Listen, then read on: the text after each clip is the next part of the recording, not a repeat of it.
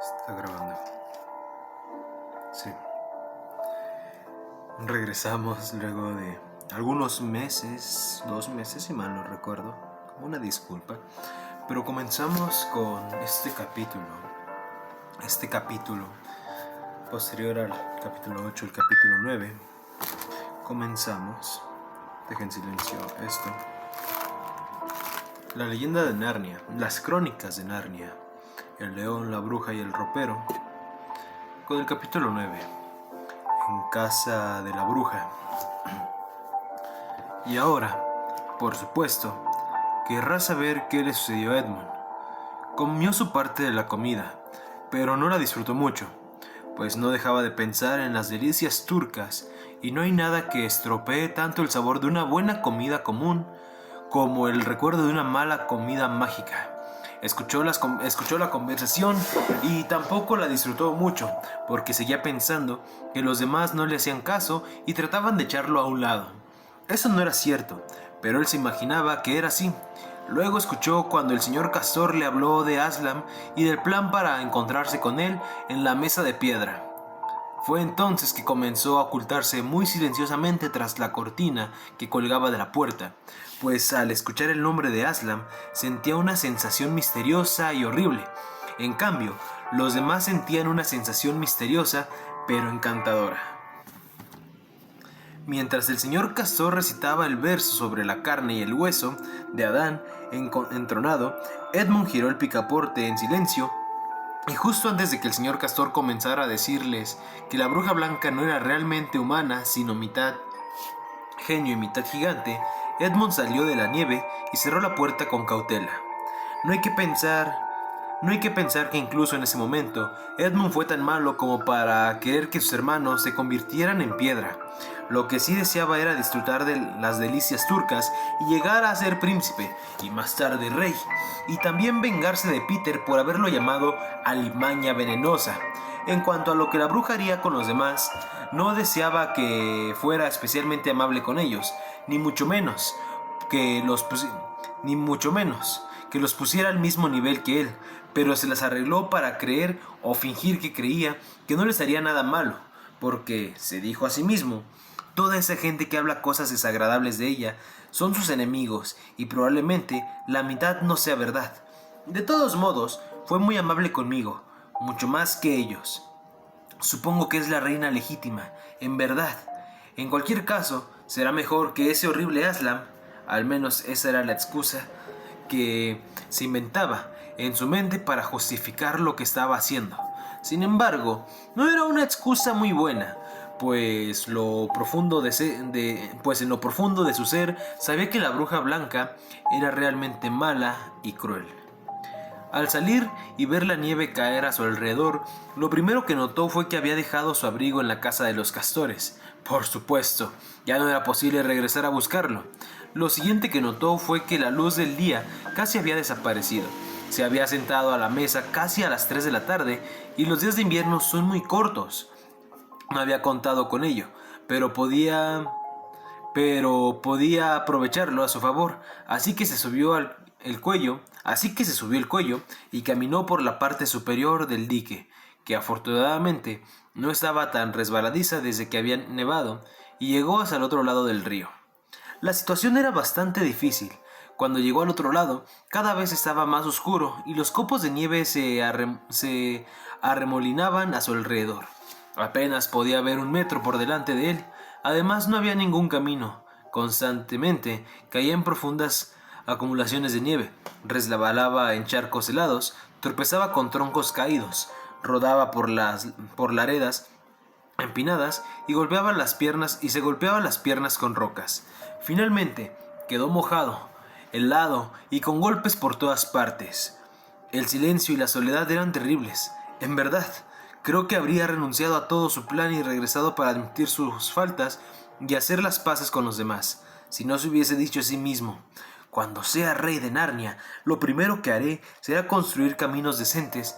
Y así pensaba en ser rey y en todas las demás cosas que haría, y eso lo animó bastante. Decidió qué tipo de palacio tendría, cuántos coches y todo lo relacionado con su sala de cine privada. También imaginó por dónde circularían los principales trenes y las leyes que dictaría contra los castores y sus diques. Ya daba los toques finales a algunos planes para mantener a Peter en su sitio. Cuando el tiempo cambió, primero dejó de nevar, luego comenzó a soplar un fuerte viento y se sintió un frío glacial. Finalmente, las nubes se apartaron y salió la luna. Era luna llena, y su brillo al reflejarse en las nieves hacía que todo se iluminara como si fuera de día, aunque las sombras eran bastante confusas. Edmund nunca habría encontrado el camino si la luna no hubiera salido al llegar al otro río, aquel que había visto cuando llegaron a casa de los castores. Era un río más pequeño que desembocaba en el mayor río abajo. Llegó a ese riachuelo y comenzó a subir por él.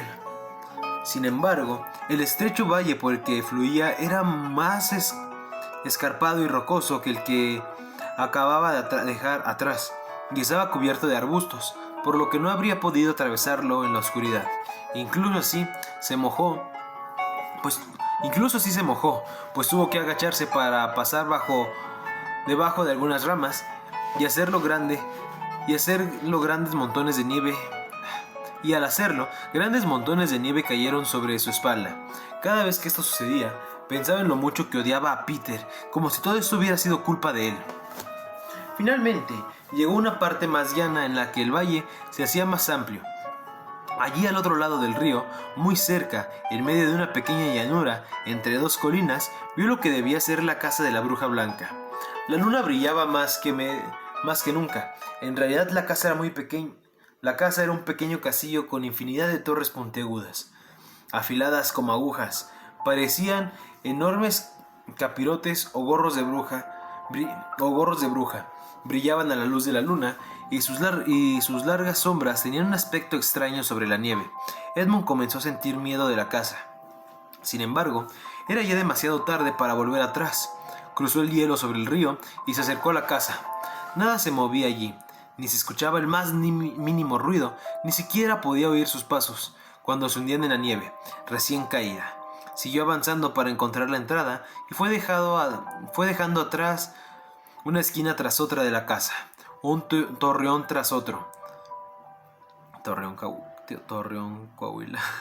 Mal chiste, pésimo, diría yo. No sé quién me esté viendo, pero tenía que hacer un comentario así. Tuvo que dar la vuelta hasta el otro lado para encontrarlas. Era un arco enorme, pero las grandes puertas de hierro estaban abiertas de par a par. Edmund se acercó sigilosamente al arco y miró dentro del patio, y vio algo allí que lo dejó sin aliento. Justo detrás de la puerta, bajo la brillante luz de la luna, había un enorme león agazapado, como si estuviera listo para saltar. Edmund se quedó a la sombra del arco, temeroso de avanzar o retroceder con las piernas temblorosas. Permaneció allí tanto tiempo que sus dientes le habían rechinado de frío si antes no le hubiera comenzado a rechinar de miedo. No sé cuánto tiempo duró realmente aquello, pero a Edmund le pareció que transcurrieron horas. Por fin comenzó a preguntarse por qué el león estaba tan quieto, pues no se había movido ni un centímetro desde que lo vio por vez primera. Edmund se atrevió a acercarse un poco más, aunque siempre se mantuvo bajo la sombra del arco, por la forma en que el león estaba parado. Notó que no podía estar mirándolo a él. Pero, ¿y si gira la cabeza?, pensó Edmund. En realidad estaba mirando otra cosa. Miraba a un enano que estaba de espaldas a él, poco más de 1 metro de distancia. ¡Ajá!, pensó Edmund. Cuando salte hacia el enano, será mi oportunidad de escapar. Pero el león no se movía, ni tampoco el enano. Entonces, por fin Edmund recordó el comentario de que la bruja blanca convertía en piedra a los seres vivos. Tal vez se trataba de un león de piedra, y en cuanto pensó eso, notó que el lomo del león y la parte superior de su cabeza estaban cubiertos de nieve. Seguramente era una estatua.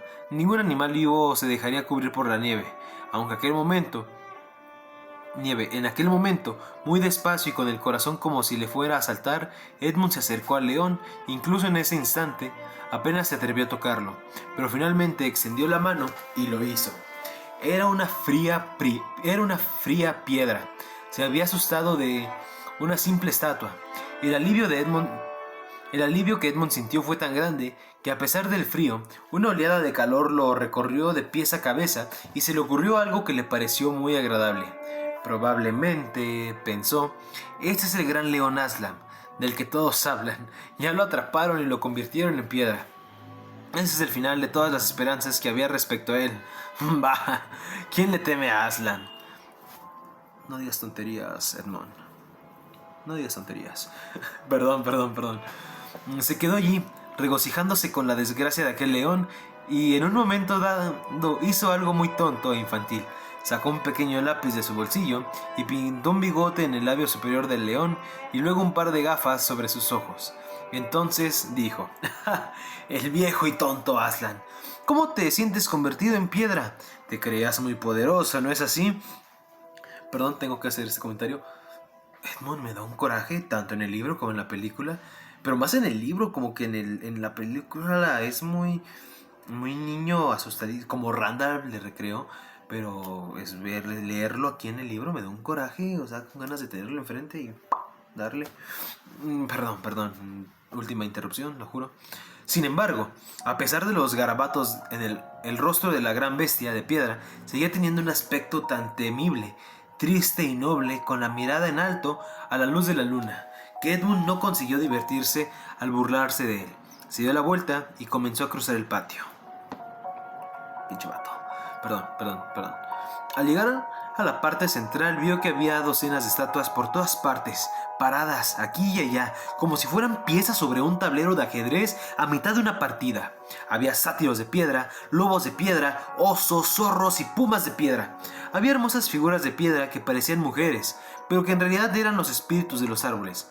Había una gran figura de un centauro, un caballo alado y una criatura alargada y flexible que Edmund pensó que era un dragón. Todos tenían un aspecto tan extraño como si estuvieran vivos, pero completamente inmóviles, a la luz fría y brillante de la luna, que resultaba espeluznante cruzar el patio. Justo en el centro había una figura enorme como un hombre, pero tan alta como un árbol, con un rostro feroz, una barba enmarañada y un gran garrote en la mano derecha. Aunque sabía que solo era un gigante de piedra y no uno vivo, a Edmund no le gustó tener que pasar junto a él. Vio entonces una luz tenue que salía de una puerta al otro extremo del patio. Se dirigió a ella. Había una escalinata que ascendía hasta la puerta abierta, y Edmund subió sus escalones atravesando en el umbral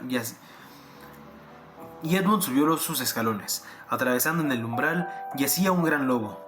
Todo está bien, murmuró. Es solo un lobo de piedra, no puede hacerme daño. Estás equivocado, Edmond.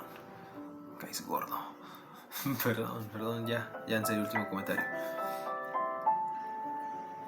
Levantó un pie para pasar por encima, y al instante la enorme criatura se levantó con todo el pelo erizado a lo largo del lomo. Entonces abrió sus enormes fauces e inquirió con un gruñido: ¿Quién está ahí? ¿Quién anda ahí? Quédate quieto, forastero, y dime quién eres. Por favor, señor, respondió Edmund, temblando de tal manera que apenas podía hablar. Me llamo Edmund y soy el hijo de Adán que su majestad conoció en el bosque el otro día, y he venido a traerle la noticia de que mi hermano y mis hermanas están ahora en Narnia, muy cerca de la casa de los castores. Ella quería verlos. Se lo diré a su majestad, gruñó el lobo. Mientras tanto, quédate quieto aquí, si es que valoras tu vida. Luego desapareció dentro de la casa. Edmund se quedó de pie y esperó con los dedos adoloridos por el frío y con el corazón palpitando en su pecho. Un poco después, el lobo gris, Maugim, jefe de la policía secreta de la bruja, regresó de un salto y le dijo: Entra, afortunado favorito de la reina. O tal vez no tan afortunado. Edmund entró y tuvo mucho cuidado de no pisarle las garras al lobo. Se encontró en un salón largo y lúgubre, con muchas columnas. Estaba lleno de estatuas como el patio. La más cercana a la puerta era un pequeño fauno con una expresión muy triste en el rostro. Edmund no pudo evitar preguntarse si este sería el amigo de Lucy. La única luz proveniente de una lámpara, y cerca de ella estaba sentada la única luz provenía de una lámpara, y cerca de ella estaba sentada la bruja blanca. «He venido, Su Majestad», dijo Edmund, y se acercó a ella ansioso. «¿Cómo te atreves a venir solo?», bramó la bruja con una voz terrible. «¿No te dije que trajeras a los demás contigo?». Por favor, Su Majestad», respondió Edmund. «He hecho todo lo posible. Los he traído muy cerca. Están en la casita que hay encima del dique, río abajo, con el señor Castor y su esposa». Una lenta y cruel sonrisa se dibujó en el rostro de la bruja. «¿Eso es todo lo que tienes que decirme?», preguntó. No, Su Majestad», dijo Edmund, y procedió a contarle todo lo que había escuchado antes de salir de la casa de los castores. «¿Qué? ¿Aslan? ¿Qué? ¿Aslan?», gritó la reina. «¿Aslan? ¿Es eso cierto? ¿Es eso cierto? Si descubro que me has mentido, por favor, se lo repito. Solo repito lo que escuché», tartamudeó Edmund. Sin embargo, la reina, que ya no prestaba atención, dio una palmada y al instante apareció el mismo enano que Edmund había visto antes con ella. «Prepara nuestro trineo», ordenó, «y usa los arneses sin cascabeles».